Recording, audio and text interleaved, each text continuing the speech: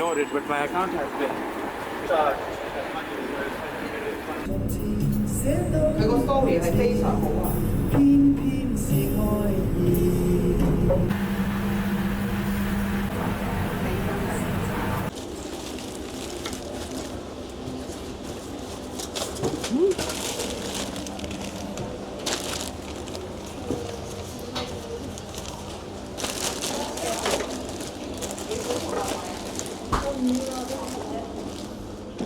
點啊？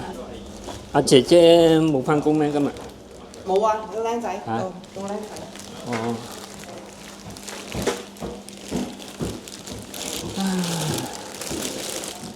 搞錯啊！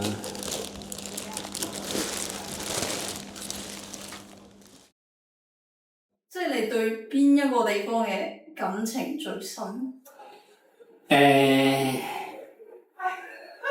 好似冇啊。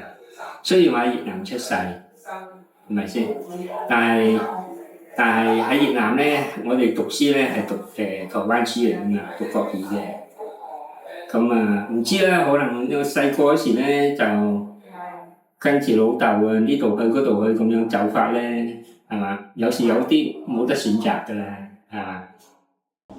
咁啊，返大陸退休都唔錯㗎，我都有咁諗啊，不過冇身份啊嘛嗰邊。